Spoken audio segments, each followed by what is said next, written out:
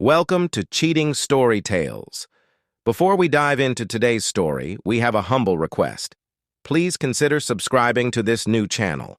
Help us hit our first milestone of 1,000 subscribers. Your support will motivate us to keep bringing you more exclusive original cheating wife stories. And now, let's get started with today's story. Time for the out-of-this-world story from our space. So your wife cheated on you? Now what? Fear not. This isn't the end of your story. Today on Our Space, it's about finding your footing when everything feels upside down. My wife had an affair, but falsely accused her affair partner. I kicked her to the curb and exposed her. My story sounds somewhat similar to a story I had read here, and that is why I'm posting mine so people can read and learn because I didn't. I've been lurking on here for a while, but never thought I'd be one of the ones sharing a story. I just want to have this over with and get back to a life without headaches. So a bit of background. I'm in my late 30s, and I work as an architect. I grew up raised by a single mom. She did everything she could to ensure I finished high school and got into college. We didn't have much, but my mom hustled just to give me and my siblings the chance at a very decent life. So I owe her everything I have. I also think that was what instilled in me a strong need to always be a responsible man. I wouldn't ever willingly choose not to be there for my wife and children. Anyway, I've always had this mindset that women from humble backgrounds make the best wives, probably because of how I was raised and how my mom was when my dad was alive. So when I met my wife, Danny, short for Daniela, who came from a similar upbringing, I thought I'd found someone who understood life's struggles like my mom obviously did. Danny is a great woman, or I used to think that. She's always been close to her parents, and I've done my part to support them, sending gifts to them when I can, just as a little bit of support. They still live in a small town in a little cottage, and I always made sure they never needed anything. We got married 4 years ago. Life's been good overall. We don't have any kids yet, but it wasn't for lack of trying. Now, I've got a couple of friends from my college days. We all studied architecture together. Every 3 months or so, we attend this fancy architecture cocktail party hosted by one of our mutual acquaintances. It's always been the same deal. We go, we network, we schmooze with potential clients, and have a good time. My 2 friends come with their wives, too. It's become a routine for us. At one of these parties, though, something didn't sit right. I noticed Danny was taking a little longer than usual to come back from the bathroom. Frankly, she has this habit at parties, disappearing for a bit, but usually it's no big deal. This time, though, I needed her urgently. We had a special guest at the party I wanted to introduce her to, but she was nowhere to be found. I started getting frustrated, so I asked a few people if they'd seen her, but no one knew where she was. I decided to go outside to make a phone call and maybe take a breather. As I was walking through the garden, I saw her in the corner of the yard with some guy. It was a bit dark at the corner where they were, so I couldn't really see their faces, but her dress was illuminated enough for me to know it was her. The way they were standing, it was like they'd been doing something, but it wasn't obvious what exactly. The second I called out her name, the guy bolted, didn't even look back. I lost it. I stormed over and demanded an explanation. She started crying, telling me she didn't know the guy, that she had been groped by him, and was in the process of getting away when I showed up. She was really hysterical about it. She kept saying how scared she was and how she just wanted to go home. So I did what any good husband would do. I took her home and put her to bed. But all night, I couldn't shake the feeling that something wasn't right. I didn't get enough sleep. Thank God the next day was a Sunday. Immediately I woke up, I asked her to walk me through what happened again. She stuck to her story. She said, "He was minding her business in the garden, and the guy came on to her. I'm not one to take assault lightly, so I mentioned going to the police. That's when she absolutely freaked out. She begged me all day long not to involve the police. She said she didn't want to go through that kind of publicity, needing to recount the abuse to multiple people over and over, and that she was already feeling humiliated enough. I caved and told her I wouldn't go to the police, but I couldn't let it go. This is my wife we are talking about, the woman I loved at the time. So I talked to my two friends about it, and we agreed to try and figure out who the guy was. One of my buddies, let's call him Mike, made a good point. He was like, most victims would want justice. I don't know how true that statement is, but it sounds true enough, and if it was, why was she so dead set against me finding justice for her? That's when my gut feeling went into overdrive. We asked the guy who hosted the party if he had a guest list. I told him it was for networking purposes, but really, I was just trying to find this guy. He gave us the list, and I started searching through the names online, trying to match a face to the guy I saw that night. No luck there, though. Everything was too blurry in my head. Plus, the corner they were in when I saw them had very little lighting. Then I decided I'd have to be a lot more clever if I wanted to figure things out. I work as an architect, right? So I came up with an excuse to show Danny some photos of people, pretending I was working on a new project and wanted to show her the people I would be working with. I had excluded a lot of people as the potential suspect, but for those that I was least sure of, I slipped their photos into the bunch. When I went through them, I didn't notice her react in any odd kind of way, so it really didn't seem like any of them was the guy. Here's where things get interesting. The guy who hosted the event reached out, asking how my networking was going. I couldn't keep up the lie anymore, so I came clean about what happened. He was absolutely appalled, and he asked why I didn't just tell him the truth earlier, because he tells me that he's got CCTV footage.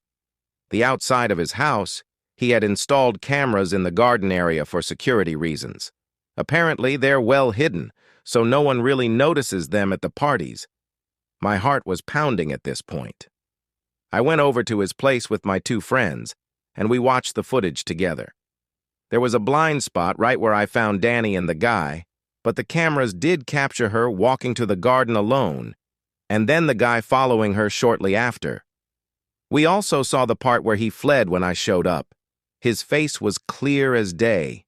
The perks of investing in cameras that are better than what every single mall seems to have. So we matched his face to one of the guys on the guest list. Turns out, this dude was a senior partner at the host's firm, a new invite to the party, someone who had only attended these events about 2 times in the past. It was quite appalling that someone of such status would do such a thing, but there's no profile to these kinds of crimes, is there? We tracked him down using the contact info from the list and confronted him. After some persuasion, he admitted everything. Unfortunately, he wasn't admitting to a crime, and that's where I really lost my mind. Danny and this guy had been seeing each other for some months. They were having an affair. They met at one of the previous parties, exchanged numbers, and things spiraled from there. I initially thought that he might have been lying to try and cover his tracks, but he knew way too much about Danny for that to have been the case. I haven't talked to Danny about any of this. Only I and my colleagues know about this. That is why I'm here, ranting to strangers, hoping for them to tell me what next to do. Left to the host, I should go to marriage therapy and not let a marriage crumble because of a mistake. My friends, on the other hand, want me to cheat back and then get a divorce. Divorce is on the table, obviously, but I want to make sure I handle this the right way. I don't know whether cheating back is even worth the effort. I need something more potent than that. Sometimes, it takes a jarring experience like this to realize that being a nice guy doesn't always mean you're getting the honesty and respect you deserve in return. It's okay to not know what to do right now. I mean, your whole world has been twist-turned upside down. First off, start prioritizing your own boundaries and feelings. It's okay to not always play the role of the understanding partner. Sometimes you have to advocate for yourself too. Update. I was expecting way more responses to my original post than I actually got.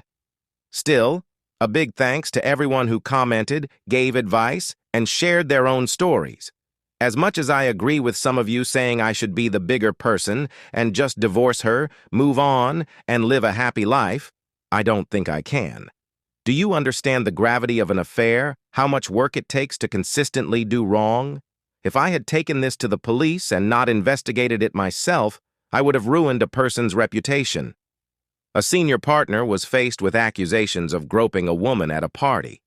Danny was going to do all of that because she was cheating.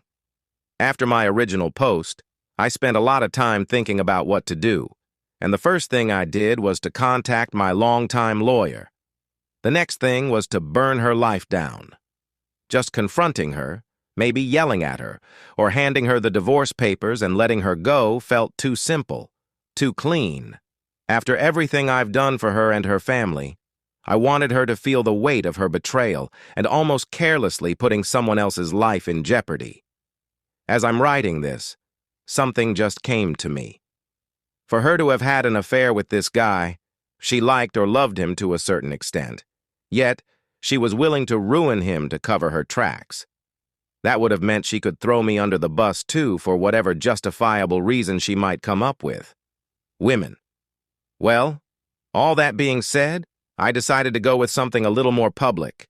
You see, Danny's family means a lot to her. They've never had much, but they always treated me with respect.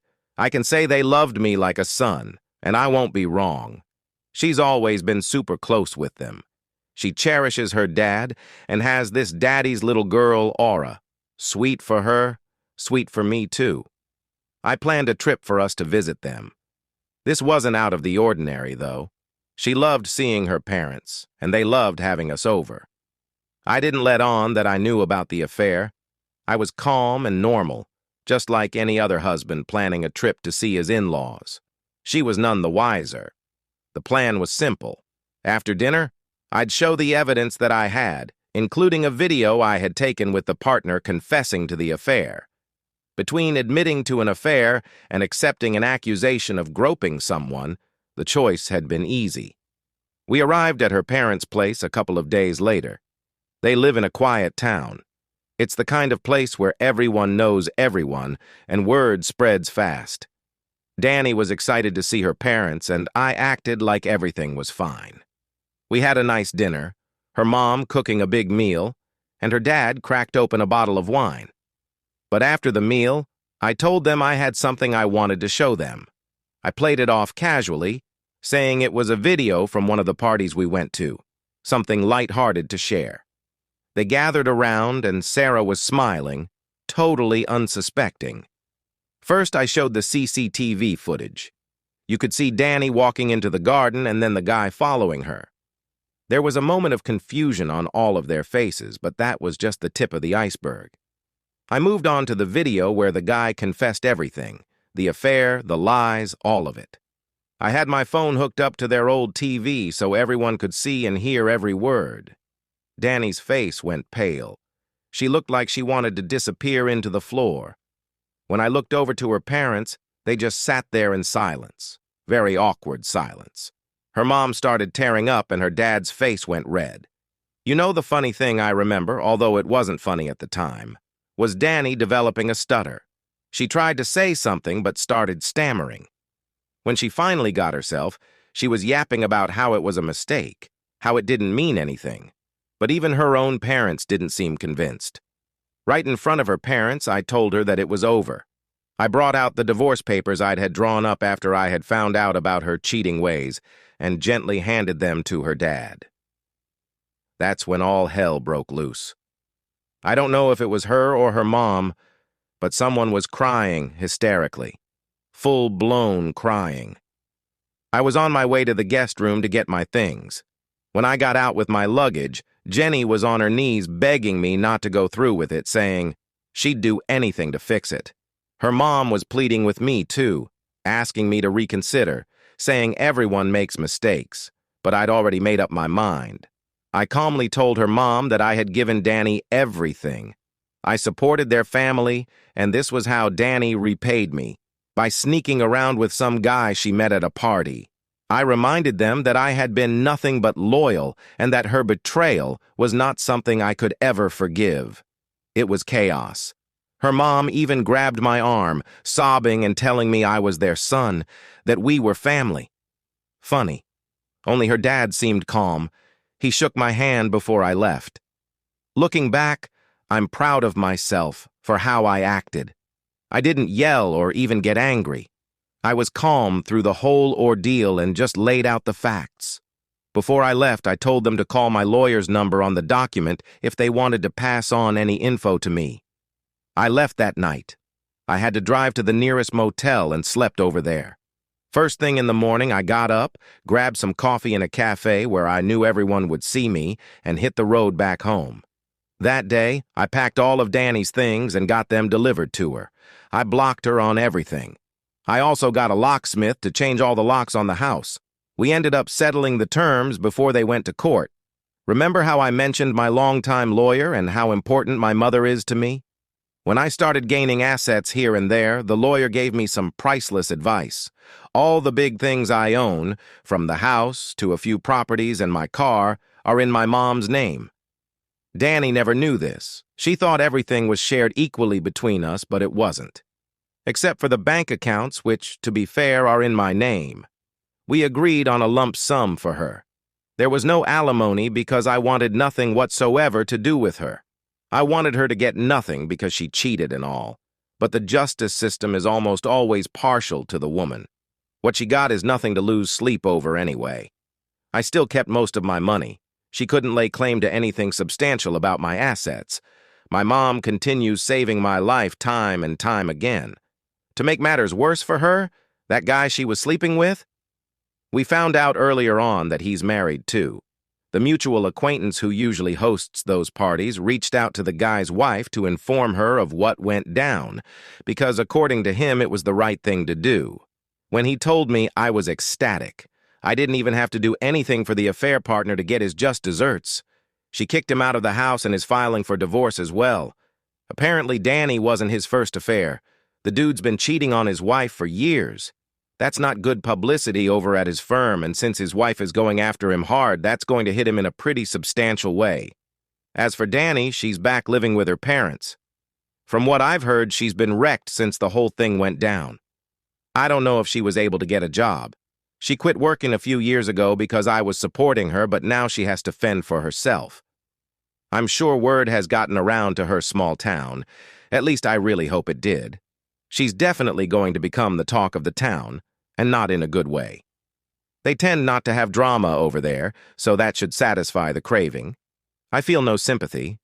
She threw away everything for an affair, and now she's paying the price. I'm moving on with my life, focusing on my work, and spending more time with my mom and the rest of my family, who, by the way, were thrilled to hear how I handled things. Anyway, that's where things stand now. I'm finally starting to feel free. Never hesitate to cut a cheating woman off. Confronting her in front of her family was a bold move, and while it might feel harsh, it sounds like you wanted to make sure she understood the full weight of her choices. To be honest, I'm not sure she deserved anything but harshness. Not only that, but it's interesting to see how things unfolded with the other guy, too. It's almost poetic that the truth has a way of coming out, especially when it involves multiple lives and relationships. Now both of them have to face the fallout of decisions that could have been avoided entirely. What could you have done to drive the point home and expose the truth? Share your thoughts with us in the comments below. And thank you for joining us. Be sure to like and subscribe and hit that notification bell so you don't miss out on our next video. See you soon.